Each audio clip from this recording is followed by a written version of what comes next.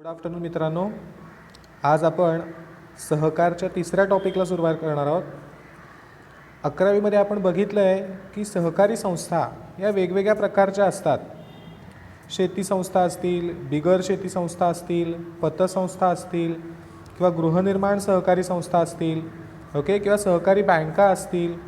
असे कितीतरी प्रकार आम्हाला सहकारी संस्थांचे, शिक्षण संस्था त्याच्यामध्ये येऊ शकतात. असे कितीतरी प्रकार आम्हाला सहकारी संस्थांचे सांगता येतील. आता या सहकारी संस्था पूर्ण देशात आहेत. ठीक आहे, मग यांच्यावर कंट्रोल करण्यासाठी, यांच्यावर नियंत्रण करण्यासाठी कोणतरी अधिकारी हवा. पण संपूर्ण देशातल्या सहकारी संस्थांवर एकटी व्यक्ती नियंत्रण करू शकत नाही. म्हणून अशा ठिकाणी एक रचना निर्माण केली जाते. बेसिकली प्रत्येक राज्यातल्या सहकारी संस्थांवर त्या राज्याचा एक अधिकारी नेमला जातो. ठीक आहे, प्रत्येक राज्यातील सहकारी संस्थांवर त्या राज्य शासनाकडून किंवा त्या राज्याच्या प्रशासनाकडून एक अधिकारी नेमला जातो, ज्याला आम्ही सहकार आयुक्त किंवा निबंधक असं म्हणतो. म्हणजे एखादी संस्था जर महाराष्ट्रामध्ये निर्माण झाली असेल तर महाराष्ट्र सहकार आयुक्त आणि निबंधक त्याच्यावर नियंत्रण करतील. समजा कर्नाटकमध्ये एखादी संस्था, सहकारी संस्था निर्माण झाली असेल तर कर्नाटकमधला सहकार आयुक्त आणि निबंधक त्याच्यावरती नियंत्रण करेल. म्हणजेच सहकार हा विषय राज्य शासनाच्या अंडर येतो. ठीक आहे, प्रत्येक राज्याकरता एक या पद्धतीने राज्य सरकारकडून सहकार आयुक्त आणि निबंधकाची नेमणूक केली जाते. आता त्याच्या पुढे गेल्यावर आमच्या लक्षात येईल की प्रत्येक राज्यामध्ये अशा कितीतरी सहकारी संस्था असतील. आत्ता आपण प्रकार बघितले, गृहनिर्माण संस्था असतील, शिक्षण संस्था असतील किंवा शेती बिगर शेती संस्था असतील, पतसंस्था असतील. अशा सहकारी तत्वावरच्या कितीतरी संस्था प्रत्येक राज्यात आहेत. मग एकटा अधिकारी, एका राज्यासाठी एकटा अधिकारीसुद्धा पुरेसा ठरणार नाही. अशा वेळेला या सहकार आयुक्त आणि निबंधकाची काही फेररचना केली जाते. किंवा एक विशिष्ट रचना केली जाते. ठीक आहे, म्हणजे जिल्हा पातळीवर असेल, तालुका पातळीवर असेल, विभाग पातळीवर असेल. या सगळ्यांना सुद्धा निबंधक आणि आयुक्त असाच शब्द वापरला जातो. सो बेसिकली सहकार आयुक्त आणि निबंधक म्हणजे कोण? ते एखाद्या विशिष्ट राज्यातील सहकारी संस्थांवर राज्य सरकारकडून जी व्यक्ती नियंत्रण करण्यासाठी नेमली जाते त्या अधिकाऱ्याला आम्ही सहकार आयुक्त आणि निबंधक असं म्हणू. इथे तुम्हाला व्याख्या दिलेली आहेच. महाराष्ट्र सहकारी संस्था कायदा 1960 कलम 2 उपकलम 24 आणि कलम 3 नुसार ज्या व्यक्तीची नियुक्ती सहकार आयुक्त व निबंधक या पदावर महाराष्ट्र शासन करते त्या व्यक्तीस सहकार आयुक्त व निबंधक असे म्हणतात. म्हणजे महाराष्ट्राचा विचार केला तर महाराष्ट्र राज्याकडून एक अधिकारी नेमला जातो, ज्याचं काम काय असतं तर महाराष्ट्रातील सहकारी संस्थांवर नियंत्रण ठेवणं. अशा अधिकाऱ्याला आम्ही सहकार आयुक्त किंवा निबंधक असं म्हणणार. म्हणजे आयुक्त आणि निबंधक हे एका राज्य शासनाच्या अधिकाऱ्याचं पद आहे, जो अधिकारी सहकारी संस्थांवर नियंत्रण ठेवण्याचं काम करतो.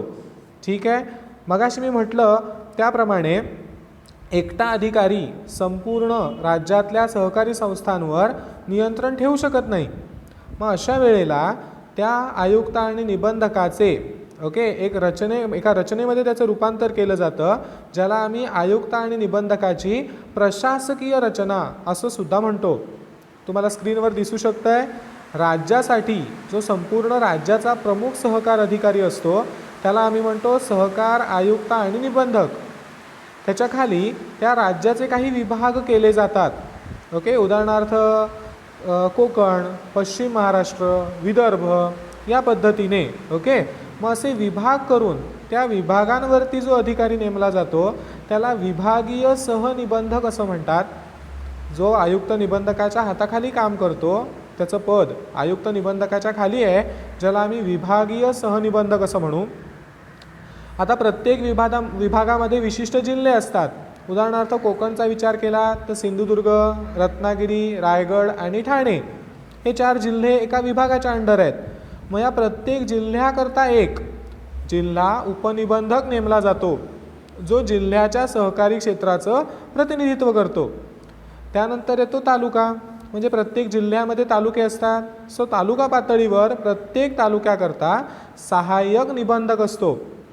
सो आम्ही रचना अशी म्हणू शकतो की तालुक्यासाठी सहाय्यक निबंधक, जिल्ह्यासाठी जिल्हा उपनिबंधक, विभागासाठी विभागीय सहनिबंधक आणि एका राज्यासाठी सहकार आयुक्त आणि निबंधक. सो बेसिकली सहकार आयुक्त आणि निबंधक कोण, तर राज्य शासनाकडून ज्या व्यक्तीची नेमणूक त्या राज्यातील सहकारी संस्थांवर नियंत्रण किंवा त्यांचं संचालन करण्यासाठी केलेली असते, अशा राज्य शासन नियुक्त असणाऱ्या अधिकाऱ्याला आम्ही आयुक्त आणि निबंधक, सहकार आयुक्त आणि निबंधक म्हणू. त्याचे पुढे काही रचनेमध्ये रूपांतर होतं, काम सोपं व्हावं त्याचं, याकरता त्याच्या 4 स्तरीय रचनेमध्ये रूपांतर होतं, प्रशासकीय रचनेमध्ये रूपांतर होतं. राज्याकरता असतो त्याला सहकार आयुक्त निबंधक, विभागासाठी विभागीय सहनिबंधक, जिल्ह्यासाठी जिल्हा उपनिबंधक आणि तालुक्यासाठी सहाय्यक निबंधक. आता याचं नेमकं काम काय असतं किंवा याची भूमिका काय असते, कशासाठी ही पदं निर्माण केलेली असतात. ओके, आयुक्त आणि निबंधक निर्माण केलं, हे पद निर्माण केलं, ठीक आहे, पण याचा उपयोग काय, हा नेमकं काय करणार आहे. ओके, तर त्याचं पहिलं काम आहे की तो प्रतिनिधी म्हणून भूमिका बजावतो. आता कोणाचा प्रतिनिधी, तर त्या राज्यातल्या सहकारी संस्थांचा प्रतिनिधी. वेगवेगळ्या प्रकारच्या सहकारी संस्था आहेत प्रत्येक राज्यामध्ये, ज्यांची कामं, उद्दिष्ट वेगवेगळी, कार्यक्षेत्र वेगवेगळी आहेत. अशा वेळेला त्यांना येणाऱ्या अडचणी किंवा त्यांना पडणारे प्रश्न हे सरकारकडे मांडण्यासाठी कोणीतरी प्रतिनिधी असायला पाहिजे. सगळ्या संस्था तर एका वेळेला येऊन सरकारकडे दाद मागू शकत नाहीत. ओके, मग त्यांचा एक प्रतिनिधी कोणतरी असायला पाहिजे. म्हणजेच सहकारी चळवळीचा, विविध प्रकारच्या सहकारी चळवळींचा, सहकारी संस्थांचा प्रतिनिधी म्हणून आयुक्त आणि निबंधक कार्य बघतात. दुसरा मुद्दा आम्ही लिहिला आहे नेता. नेता जो आपल्या काय म्हणूया क्षेत्रामधल्या, आपल्या विभागामधल्या लोकांचे प्रश्न मांडतो, त्यांच्या विकासाकडे लक्ष देतो, विकासात्मक कार्यांवर भर देतो, त्याला आम्ही नेता म्हणतो. सेम केस राज्यातील सहकारी संस्थांचा विकास करणे, राज्यातील सहकारी संस्थांवर नियंत्रण करणे, गुणात्मकता वाढवणे, त्यांचं कार्यक्षेत्र वाढवणे, उत्पादकता वाढवणे, याकडे लक्ष देण्यासाठी जो अधिकारी आहे, म्हणजेच एक नेता म्हणून आम्ही आयुक्त निबंधकाकडे बघतो. तिसरा मुद्दा आम्ही लिहिला आहे दुवा. दुवा म्हणजे जो 2 टोकांना जोडतो. ओके, सरकार आणि सहकारी संस्था यांच्यामध्ये एक दुवा म्हणून आयुक्त निबंधक कार्य करतात. सरकारने आणलेल्या योजना सहकारी संस्थांपर्यंत पोहोचवणे आणि सहकारी संस्थांचे प्रश्न, अडचणी सहकारकडे मांडणे, हे काम करणारा दुवा म्हणून आम्ही आयुक्त निबंधकाकडे बघतो. त्यानंतर लिहिलं आहे पालकत्व. पालकत्व म्हणजेच एखाद्या मुलाचे पालक आहेत असं आपण जेव्हा म्हणतो, तेव्हा त्यांनी त्या मुलाला वाढवलेलं असतं, त्याचा विकास केलेला असतो. सेम केस सहकारी संस्थांची जडणघडण चांगल्या पद्धतीने कशी होईल, ओके, त्यांचे प्रश्न कसे सोडवले जातील किंवा त्यांचा गुणात्मक आणि संख्यात्मक विकास कसा करता येईल, हे बघण्याचं कामसुद्धा आयुक्त निबंधक करणार आहेत. म्हणून सहकारी संस्थांचे पालक या हिशोबाने किंवा या भूमिकेतून सुद्धा आयुक्त निबंधक कार्य करतात. त्यानंतर आहे मार्गदर्शक. ओके, सहकारी संस्थांना वेगवेगळ्या ठिकाणी मार्गदर्शनाची गरज असते. वेगवेगळे कायदे किंवा कायद्यांमध्ये होणारे घटनात्मक बदल किंवा वेगवेगळ्या प्रकारच्या सरकारी योजना, ठीक आहे, ह्या सगळ्या गोष्टी आयुक्त निबंधकांनीच त्यांच्या राज्यामधील सहकारी संस्थांना पोहोचवणं गरजेचं असतं. मग संस्थांना जर का काही अडचणी आल्या या संदर्भात, एखादा नियम, एखाद्या अटी संदर्भात, एखाद्या कायद्यासंदर्भात जर मार्गदर्शन हवं असेल, तर हे मार्गदर्शन करण्याचं कामसुद्धा आयुक्त निबंधकांना करावं लागतं. म्हणून एका मार्गदर्शकाची भूमिका आयुक्त आणि निबंधक बजावत असतात. त्यानंतर आम्ही दिलं आहे कठोर प्रशासक. म्हणजेच सहकारी संस्थांवर नियंत्रण करणं गरजेचं आहे. कोणत्या प्रकारच्या सहकारी संस्थेला कोणत्या प्रकारचे नियम आहेत, त्या नियमाप्रमाणे किंवा सरकारने सांगितलेल्या वचनांप्रमाणे त्या संस्था चालतायत की नाही, हे बघण्याचं कामसुद्धा आयुक्त निबंधकांना करायचं आहे.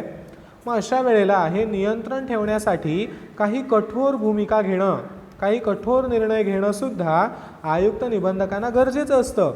म्हणजेच प्रशासन करताना कठोरतेने प्रशासन करणं, नियमानुसार प्रशासन करणं ही भूमिका आयुक्त निबंधक बजावतात. त्यानंतर आम्ही लिहिलं आहे लवादाची भूमिका. आता लवाद म्हणजेच न्याय निवाडा करणे. लवाद म्हणजेच न्याय निवाडा करणे म्हणजे विविध संस्थांमध्ये असणारे तंटे, भांडणं किंवा संस्थांमध्ये असणाऱ्या अडचणी ह्या सोडवण्याचं, याचं निराकरण, याचं न्याय निवाडा करण्याचं कामसुद्धा आयुक्त निबंधकाला करावं लागतं. म्हणजेच न्याय निवाडा करण्याची म्हणजेच लवादाची भूमिका आयुक्त आणि निबंधक बजावतात. त्यानंतर आम्ही लिहिलं आहे निर्माता, पालनकर्ता आणि विसर्जक. म्हणजेच एखाद्या सहकारी संस्थेच्या नोंदणीपासून ते सहकारी संस्था पूर्णपणे बंद म्हणजेच विसर्जन होईपर्यंत सगळ्या गोष्टी या आयुक्त निबंधकाच्या अधिपत्याखाली असतात. त्याच्या अधिकाराशिवाय यातली कोणतीही गोष्ट होणार नाही. सहकारी संस्था जेव्हा निर्माण केली जाते म्हणजे जेव्हा त्याची नोंदणी होते तेव्हा ती आयुक्त निबंधकांच्या सहीनेच होते. संस्था चालू जेव्हा असतात तेव्हा त्यांवर नियंत्रण, त्यांना मार्गदर्शन, त्यांचा विकास म्हणजेच पालकत्व करण्याचं कामसुद्धा आयुक्त निबंधक करतात.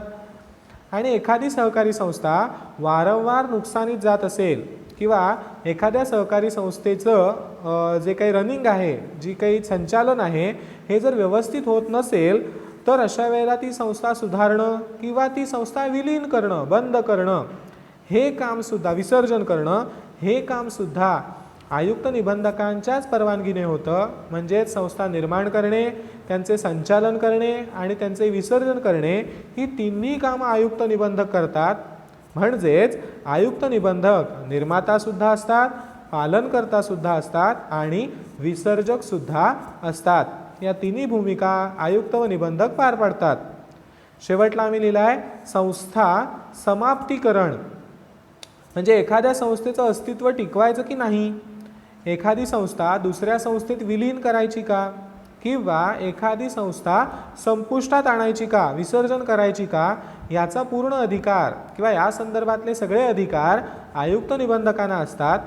म्हणून संस्थेचं समाप्तीकरण करणं ही भूमिकासुद्धा आयुक्त निबंधकांची असते.